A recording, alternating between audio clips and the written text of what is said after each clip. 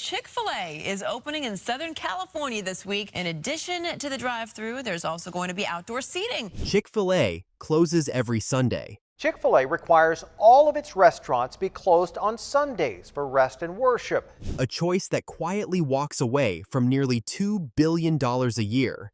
In fast food, that sounds reckless. So why does this chicken chain still generate over $22 billion in annual sales and nearly double the revenue per store of rivals open 7 days a week? What are they doing differently? What did they deliberately remove? And would you shut your doors 1 day a week if it made you richer long-term? So how does a company grow faster by doing less?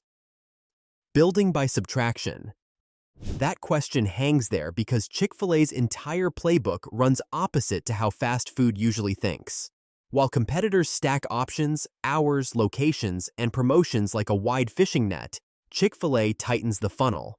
They win because they intentionally limit themselves. Most chains chase growth by addition. More menu items, more day parts, more stores per mile, more franchisees, and more everything. McDonald's can hand you breakfast at dawn and dessert at midnight. Starbucks tweaks seasonal drinks non-stop. Subway once opened locations so fast that it competed with itself. The logic feels obvious. More access should mean more money. But it also creates noise. Complexity creeps in. Operations fray. Chick-fil-A looked at that chaos and walked the other direction. They close on Sundays. Chick-fil-A is always closed on Sundays, so I can't get my chicken sandwich, and that is a real big problem. Not as a marketing stunt, but as a permanent constraint. They keep the menu tight so kitchens move fast and mistakes drop. They open fewer stores and still pull in more revenue per location than anyone else in the industry. In 2024, that model pushed annual sales past $22 billion, with fewer locations than most of its rivals. Here's the part people miss. Chick-fil-A is privately owned, which means no quarterly earnings circus and no pressure to inflate short-term numbers. That freedom lets them say no a lot. No to rapid international expansion. No to selling franchises to anyone with a checkbook. No to bloated menus that slow the line. Instead of a wide net, they built a narrow funnel that forces focus at every level.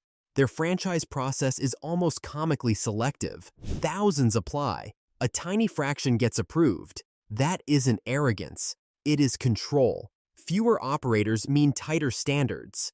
Tighter standards mean consistency.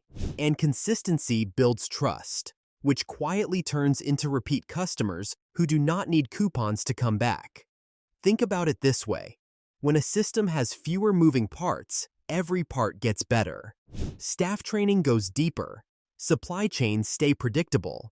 Customer experience becomes reliable instead of surprising in the wrong way. The brand feels calm while everything around it feels frantic. So let me ask you this. What is one thing companies keep adding that actually makes them worse? Have you ever watched a brand you loved collapse under its own options? And would you personally choose less flexibility today if it meant stronger results tomorrow? Because if doing less is the strategy, how do they still make more money per restaurant than anyone else? $9.3 million per store. The metric that changed everything. That focus we talked about does not stay theoretical. It shows up in one number that Chick-fil-A quietly treats like a North Star. Sales per unit, not total stores, not a global footprint, not who has the most logos on a map. Just how much money a single restaurant makes when everything is working the way it should. Here is where it gets uncomfortable for the rest of the industry. A standalone Chick-fil-A pulls in around $9.3 million a year. That is not a typo. One location, one kitchen, and one drive-thru, generating more revenue than many competitors make across several stores combined. McDonald's, with all its scale and global muscle, averages far less per location. Subway's numbers fall even further behind. Chick-fil-A is not winning by being everywhere. It is winning by being excellent where it chooses to exist. This changes how every decision gets made. When you chase store count, you accept weaker locations just to keep growing. You lower standards because growth needs speed. When you chase sales per unit, bad locations are poison. A store that underperforms drags the average down. So, Chick-fil-A becomes ruthless about site selection. Traffic patterns matter. Community density matters. Even though the flow through an intersection matters, if the numbers do not work, they walk away.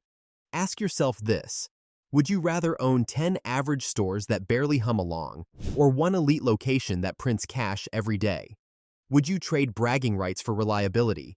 And how many brands do you know that actually choose the second option? This mindset also shapes staffing and training. High sales per unit mean volume. Volume demands speed, accuracy, and calm under pressure. That only happens when teams are trained deeply, not rushed through orientation. It is why Chick-fil-A invests so heavily in people, even when it looks expensive on paper. The math works because each store earns enough to support it. Even the menu plays a role here. Fewer items mean faster lines. Faster lines mean more cars served per hour. More cars per hour means higher revenue without expanding the building. It is boring math, but it compounds beautifully. So, while other chains chase headlines about expansion, Chick-fil-A watches one quiet metric and lets everyone else underestimate it. And that brings us to the part most people still get wrong, because high revenue does not come from buildings, it comes from people. So, who actually runs these stores? The franchise model that rejects 99.83% of applicants. What makes that revenue number even stranger is who is allowed to stand behind the counter and run these machines. Because this is where Chick-fil-A breaks another industry rule so hard it almost sounds fake. Chick-fil-A does not sell franchises, it selects operators. That $10,000 investment figure gets passed around like a cheat code. People hear it and assume it is a shortcut. Pay 10 grand, slap your name on a store, and collect checks. But that number is a filter, not a bargain. The real barrier is not money, it is rejection. Every year, tens of thousands of people apply to operate a Chick-fil-A. Former executives, MBAs, restaurant veterans, military leaders, and lifelong fans who have eaten the chicken for decades. And almost all of them hear no. Roughly 99.83% are turned away. That is not a typo. You are statistically more likely to get into some elite universities than to run one of these restaurants. Why would a company do that when everyone else is trying to scale faster? Because Chick-fil-A is not looking for investors. They are looking for operators. The difference matters. Investors want distance. Operators want involvement. Chick-fil-A requires its operators to work in the restaurant. Not occasionally, not as a symbolic visit. This is your full-time job. You are expected to be present, visible, and accountable. There is no absentee ownership here. No one is running 5 locations from a laptop on the beach. You run one store. That is it. And if that sounds limiting, that is the point. Focus beats scale when culture is the product. Chick-fil-A also owns the real estate, the equipment, and the building. That flips the usual franchise power dynamic. The operator does not cut corners on maintenance to save money. The company does not lose sleep wondering if standards are slipping. Control stays centralized, execution stays local, and incentives stay aligned. Ask yourself this: would you rather give thousands of people easy access and hope standards hold? Or give a few people elite access and know exactly what you are getting? Would you want a passive owner chasing returns, or a hands-on leader who treats the store like their name is on the door? And if you were a customer, which one would you trust more? This level of selectivity compounds. When operators know how hard it was to get in, they protect the culture. When employees see leaders working beside them, standards stick. When customers experience consistency across cities and states, trust forms quietly and sticks stubbornly. It also explains why Chick-fil-A locations feel oddly calm, even when they are slammed. There is ownership energy in the room. Decisions get made fast. Problems get handled in real time. No one is waiting for approval from a distant boss who has never worked a lunch rush. But here is the catch. Even the best operator in the world will fail inside a broken system. Talent without structure burns out. Effort without process turns chaotic. So, if the people are elite, what about the machine they are plugged into? Because great operators still fail without great systems. So, how do Chick-fil-A locations move cars faster than anyone else? Why Chick-fil-A's drive-thru feels like a cheat code? And once you understand the people running the store, the next puzzle clicks into place the moment you pull into the parking lot, because this is where Chick-fil-A stops playing defense and starts bending time. You notice it before you even order. The line looks long, almost intimidating, yet cars keep moving, not inching forward, flowing. Someone is already walking toward you with a tablet, smiling, calm, and unhurried, as they expected you. That is not accidental.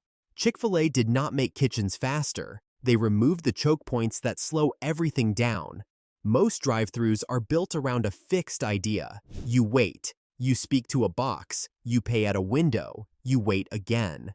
Chick-fil-A questioned that entire sequence. What if ordering did not happen at the building? What if payment were handled before you ever reached a window? What if food prep started earlier, not later? So, the order is taken in the parking lot. Payment happens immediately. The kitchen already knows what is coming. By the time you reach the window, the transaction part is done. All that is left is delivery. That one change alone removes minutes of dead time per car. Multiply that across hundreds of cars an hour, and suddenly the impossible becomes routine. Think about how strange this is. They did not buy futuristic machines. They did not rebuild kitchens every year. They redesigned the flow. Constraints became tools. People outside replace speakers inside. Movement replaces waiting. Momentum replaces frustration. And here is the part people miss. Speed is not the goal. Predictability is. When customers know the line will move, they relax. When they relax, satisfaction rises. That shows up in the numbers. Year after year, Chick-fil-A sits at the top of customer satisfaction rankings, often beating chains that are technically faster on paper because the experience feels better. Have you ever waited 10 minutes in a short line and felt irritated, then waited 10 minutes in a longer line and felt fine because it kept moving? Have you noticed how rarely Chick-fil-A lines turn chaotic, even during the lunch rush? And when was the last time you saw a stressed-out employee shouting orders in their drive-thru? Freestanding Chick-fil-A in the country. Now, with the help of an innovative drive-thru, the business is booming. This system also protects workers. Roles are clear. Motion is intentional. Fewer surprises mean fewer mistakes. That calm you feel is borrowed from the process itself. It is engineered. Once you see it, you cannot unsee it.